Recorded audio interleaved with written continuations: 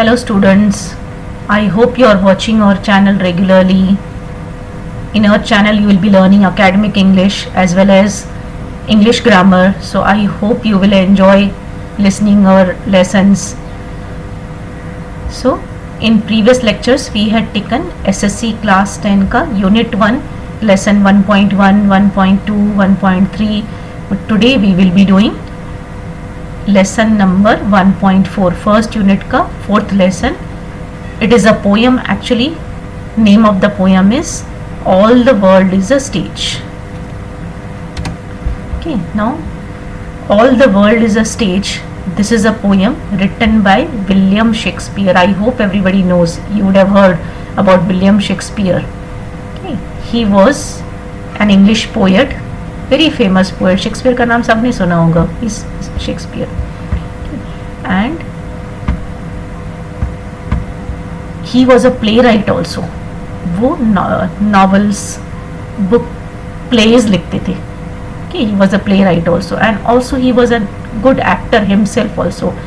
Along with the poet, he was a very good actor also, a good playwright also. Greatest writer in English language. Mainly इनके जो हैं सब writings English में ही है. So he is a greatest writer in English language. He is world's prominent dramatist, यानी जो drama करते थे. इंग्लैंड में इनको ही इज इंग्लैंड्स नेशनल पोएट. इनको प्रोफेशनल पोएट भी बोलते हैं इंग्लैंड में. Is known as professional poet और bard of Avon. This means is known as professional poet also. He is English national poet. He was born in 1564 and he passed away in 1616.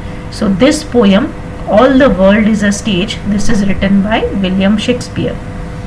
Okay. अब ये जो poem है, this poem is taken from his play As You Like It. Shakespeare had written this play As You Like It. ये जो poem है उसमें से ली गई है. Okay. What is it about? Now ये एक मोनोलॉग है. वो प्ले में एक ही आदमी है, एक ही कैरेक्टर है जो वो प्ले कर रहा है. तो उसमें एज यू लाइक इट में पोएम में ये जो है, he compares the world to a stage where the drama of human life is enacted. Human life is compared to 7 stages, each having its own qualities and features. ये जो play है उसमें एक ही आदमी ने रोल किया है, जो कि प्ले किया है, जिन्होंने बताया कि ह्यूमन लाइफ को 7 स्टेजेस में डिवाइड किया है और हर किसी की क्वालिटीज फीचर्स क्या है वो बताइए. तो through this poem Shakespeare has conveyed 7 stages in human life. Now what are those 7 stages in person's life? जो पोएम में इन्होंने बताई है 7 stages in person's life. First stage, it is of an infant. Infant यानी छोटा बच्चा. तो छोटा बच्चा होता है तो क्या करता है? रोता है, वोमिटिंग करता है, येलिंग करता है. Second stage, it is of a school boy. जब भी वो स्कूल जाता है, रो रो के स्कूल नहीं जाना, स्कूल की बैग लेके जाता है, सुबह को जल्दी उठता है. Third stage, he resembles to a lover's stage, जहाँ पे जो लवर है अपने प्रेमिका के लिए, लवर के लिए सैड सॉन्ग्स गाता है, उसके लिए जलता रहता है, दुख करता है, उसके लिए तरसता रहता है. Then he tells that fourth stage which comes in human's life, it is like a soldier, जो अपने नेम फेम के लिए अपनी लाइफ रिस्क में डालता है. कुछ भी उसको सामने से चुनौती आए, चैलेंजेस आए, he accepts them. Why? Because he wants to earn a good name, he wants to get fame. Then Mr. Shakespeare comes to the 5th stage in human's life. He tells that 5th stage is that of an adult, जहाँ पे आदमी mature हो जाता. He understands what is good, what is bad for him. He learns from his experiences and he is very careful, he is very alert. Then he tells about 6th stage in a person's life. He says in 6th stage it is old age in human being's life. जब ये आदमी बुढ़ा हो जाता है and like he becomes very weak, his clothes become too loose, too big for him. He keeps saving money, he keeps saving clothes for better tomorrow, but वो अभी सब उसके कुछ काम के नहीं रहते. Everything becomes useless, he is an old man now. Then last stage which comes in a person's life is very very old man. अभी very very old जब भी हो जाता है तो क्या हो जाता है, it is like a second childhood. वापस उसका बचपन आ जाता है, where he forgets everything. He doesn't have teeth, जैसे छोटे बच्चे को teeth नहीं होता है. He doesn't have good memory. He forgets everything. So like he is as good as a child. It is second childhood for him. So like this, in this poem Shakespeare has divided human beings life into 7 different stages, and nicely he has described in the poem. Okay. Abhi let's go to the poem first.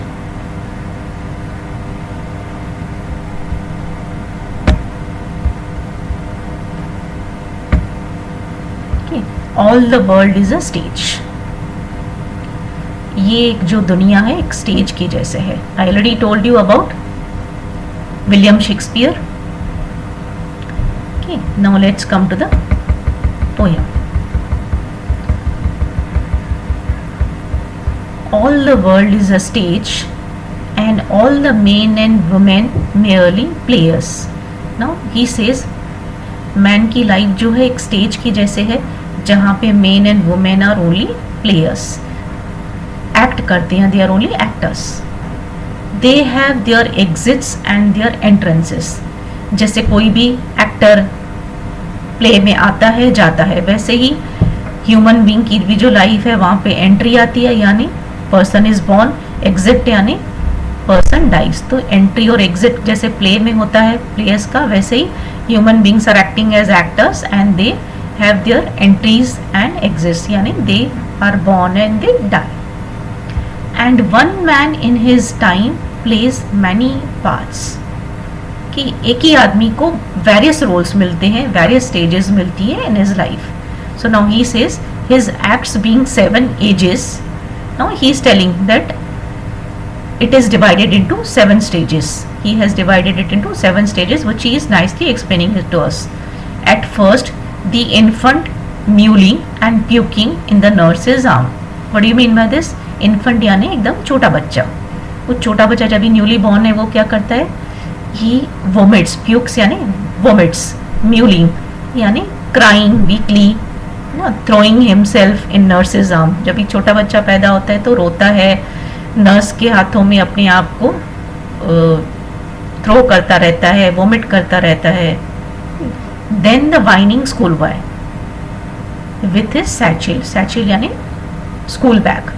जो second stage आती है human being की life में वो है school boy की.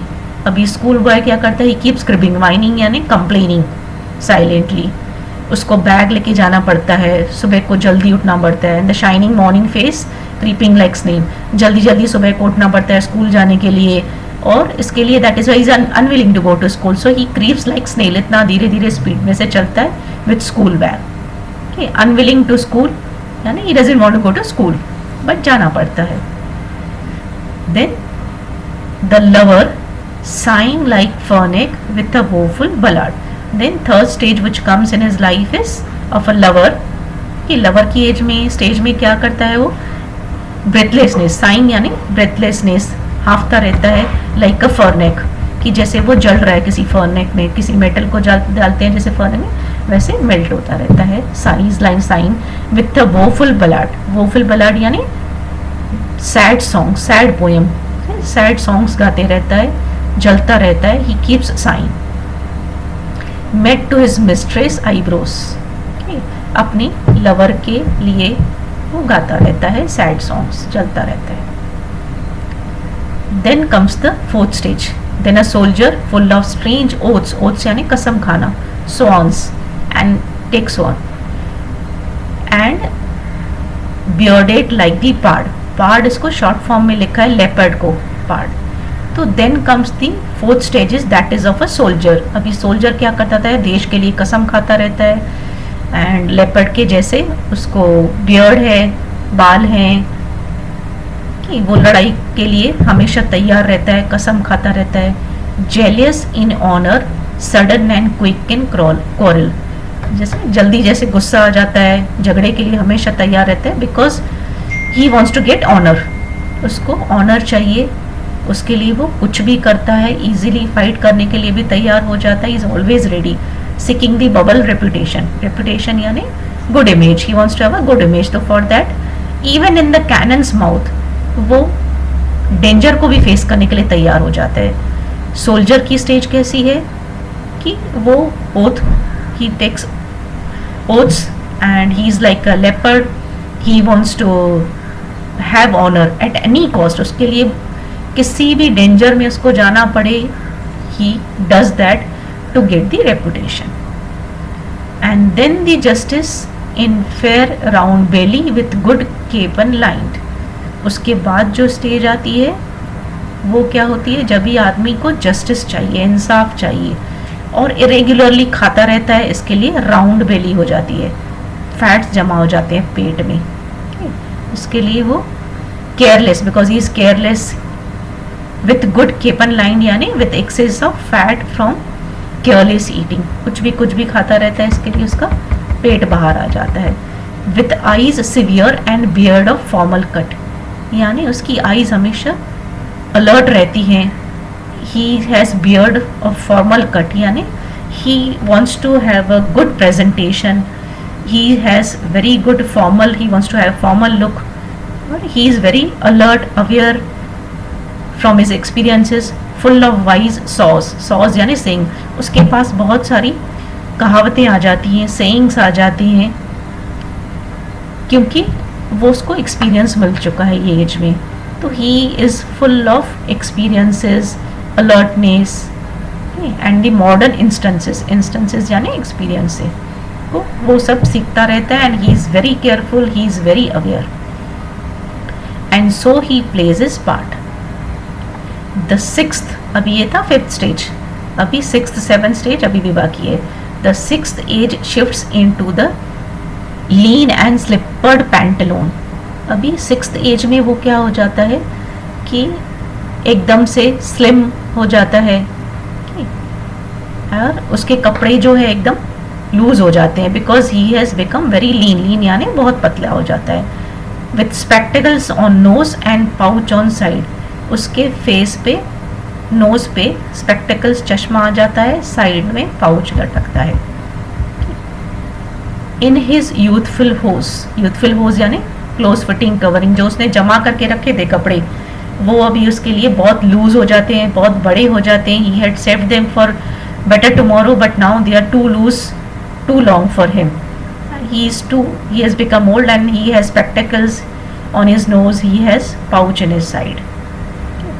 His youthful hose well saved a world too wide, ऐसी बड़ी दुनिया में उसने वो सब जमा करके रखते थे। For his shrunk shank and his big manly voice, अभी जो पहले मैनली वॉइस था, एकदम मर्दों जैसी आवाज़ थी, अभी वो आवाज़ उसकी एकदम से श्रंक हो गई है, पतली हो गई है, वीक हो गई है कि he is no more sturdy manly, उसका आवाज़ है। Turning again towards childish treble यानी 3 times वीकर, जैसे चाइल्डहुड की तरफ बढ़ रहा है, उसकी जो ये है चाइल्डिश 3 times वो वीकर हो जाता है पहले से, तो टुवर्ड्स चाइल्डिश ही मूव्स। अभी pipes and whistles in is sound, जब ये बात करता है तो it is not clear, it has whistling sound, pipes की जैसे जैसे हवा निकलती है ऐसे इसकी आवाज़ एकदम लूज हो जाती है।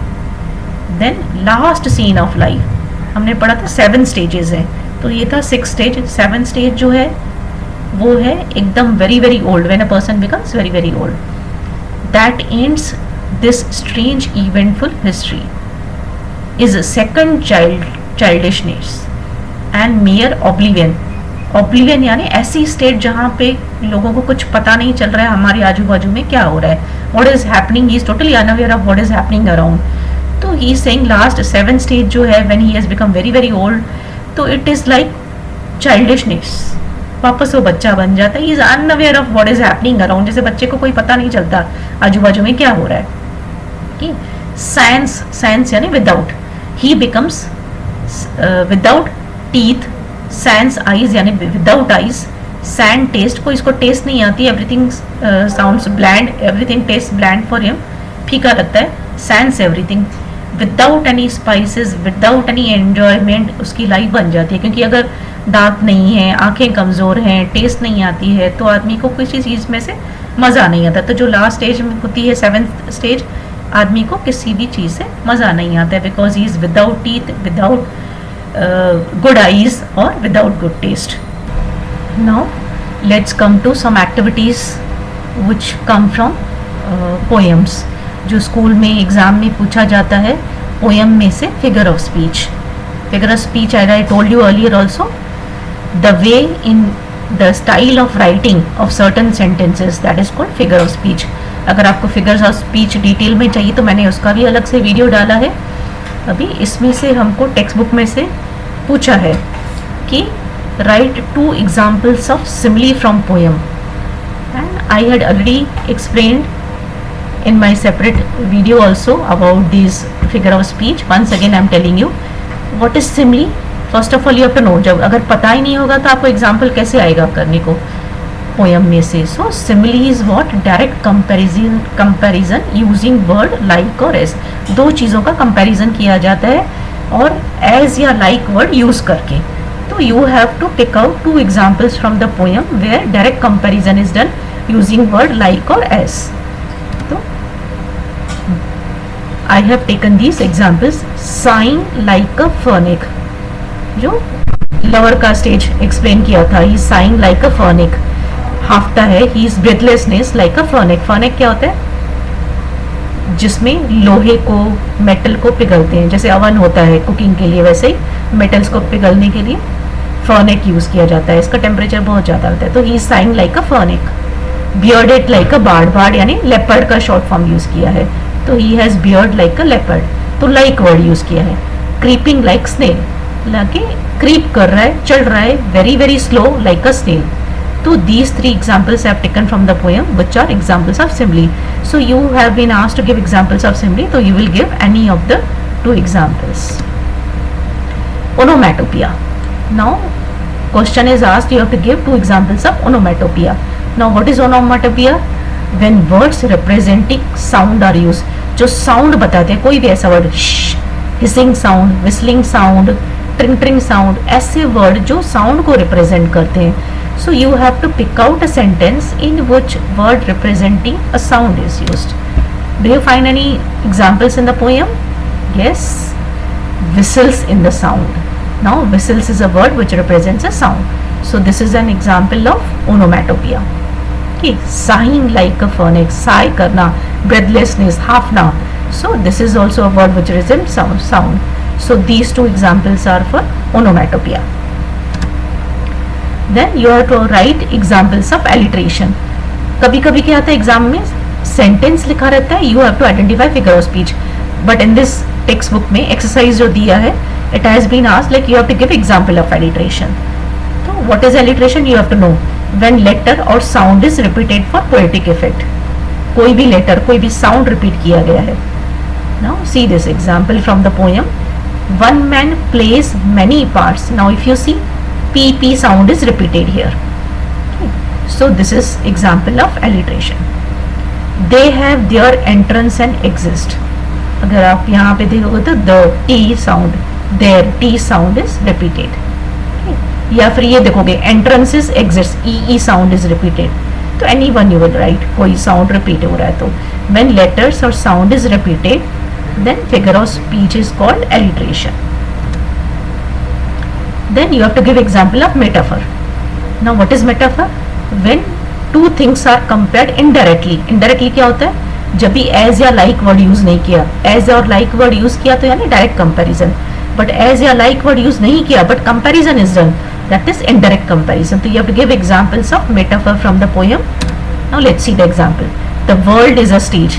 Yani here poet is saying world is like a stage, but he has not used word like or as. Comparison is done but like या as word use नहीं किया है. So this is indirect comparison. Indirect comparison यानी this is example of metaphor. Men and women merely players. Now these should have written actually men and women are like players. जैसे actors करके role करते हैं world में, तो like या as word use नहीं किया है, but men and women are compared indirectly with players in the drama. तो indirect comparison, so figure of speech is metaphor. Then inversion, you have to give example of inversion from the poem. Inversion क्या होता है? When words are not written in correct prose order but written in jumbled manner. कैसे भी करके लिखा है. Why? Because they want to make good rhyming scheme, they want to make a good tune of the poem, so that is why inversion में लिखा जाता है. तो you have to give example of inversion from the poem. See this. And one man in his time plays many parts. अभी आप देखोगे तो words आगे पीछे लिखे हैं. करेक्ट ऑर्डर क्या होना चाहिए? One man plays many parts in his time. One man plays many parts in his time, ऐसे होना चाहिए, बट इसको आगे पीछे करके लिखा गया है. And one man in his time plays many parts. ये तो when words are written in jumbled manner, correct prose order में नहीं लिखे हैं, तो figure of speech is called inversion. Then you have to give example of transferred epithet. Now what is transferred epithet? यानी adjective is transferred to other noun. Correct noun को नहीं दिया जाता है, किसी और नाउन को दिया जाता है एडजेक्टिव, यानी adjective is transferred. Adjective is not given to correct noun. No, what is an example from the poem for transferred epithet? And shining morning face. अभी शाइन क्या कर रहा है? Face, not morning. शाइन क्या कर रहा है? फेस, बच्चे का फेस शाइन कर रहा है, नॉट मॉर्निंग. तो ये जो वर्ड है adjective is not given to correct noun, so this is transferred epithet.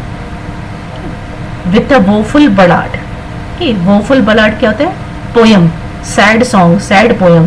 तो यहाँ पे पोयम सैड नहीं है, सॉन्ग सैड नहीं है, बट एक्चुअली लवर है जो सैड है अपनी प्रेमिका के लिए. So this is not given to correct noun. Adjective is not given to correct noun. So these both examples are of transferred epithet.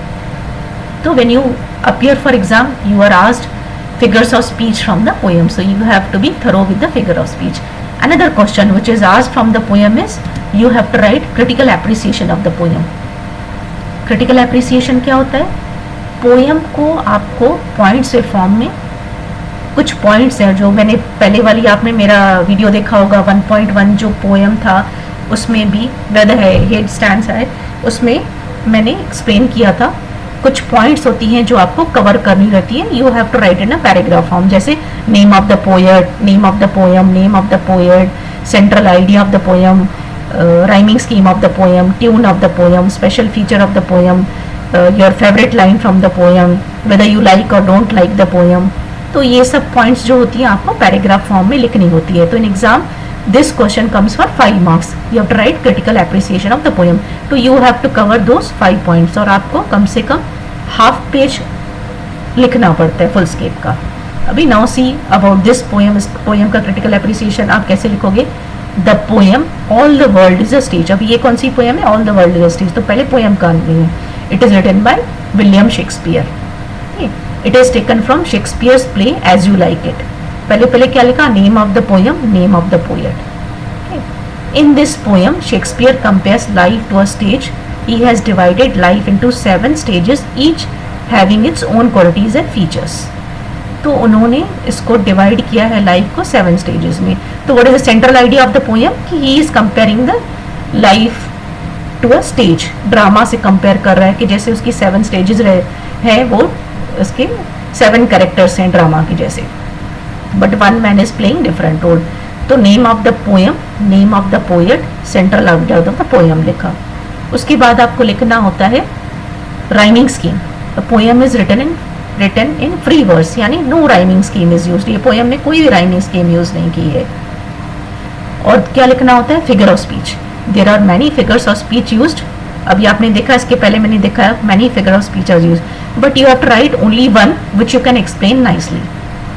The most of the part of the poem has metaphor, figure of speech, like example देना है और आपको explain करना है. All the men and women are merely players. यानी men and women को compare किया है player से, indirect comparison. So this is example of metaphor. आपको कोई भी एक figure of speech बतानी है जो आप अच्छे से explain कर सकते हो.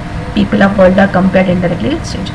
पहले क्या लिखा? Name of the poem, name of the poet, central idea of the poem. Then we wrote rhyming scheme of the poem, and then figure of speech of the poem. Now special features we have to write. Special features of the poem is imagery. Many of the lines create a pictorial image या picture before our eyes and help us to imagine the 7 stages in man's life. Imagery यानी बहुत सारे हमको image create हो जाते हैं mind में, जब भी हम पोएम पढ़ते हैं हमारे सामने इमेजेस क्रिएट हो जाते हैं. 7 स्टेजेस, बचपन में आदमी कैसा लगता है, जवानी में कैसे होता है, ओल्ड एज में क्या होता है, तो वो हमारे सामने पिक्चर्स इमेजेस क्रिएट हो जाते हैं. So special feature is imagery. फिर आपको लिखना है your favourite line. My favourite line is all the world is a stage and all men and women are merely players. अभी whenever you write any line, you have to tell why this is your favorite line. I like this poem because it describes correctly how we must look at life. Okay, you have to tell why do you like this line. कोई भी line जो आपको पसंद है, मैंने ये लिखी है, आपको जो लाइन पसंद है आप वो लिख सकते हो, बट आपको बताना है कि आपको ये लाइन क्यों पसंद है. Also, I like the way 7 stages are compared nicely with human cycle. तो आपको ये सब पॉइंट्स कवर अप करनी है, आपको कौन सी पोएम क्यों पसंद आई, क्यों अच्छी लगी, ये सब बातें बतानी है. तो पोएम में से ये एक्टिविटीज मेन आती हैं एग्जाम में, critical appreciation and figures of speech, जो मैंने यहाँ पे कवर की है. I hope you like my videos. Please keep watching my videos for academic English as well as grammar. It will be for 9th and 10th standard. Okay, so you can keep watching my videos, and also if you like my videos, please share with your friends so that everybody can watch my videos and take the benefits. That's all for today, guys. We will meet in the next lecture with the next lesson. आगे बढ़ेंगे, और keep watching my grammar videos also. Thank you for watching my video. Bye bye.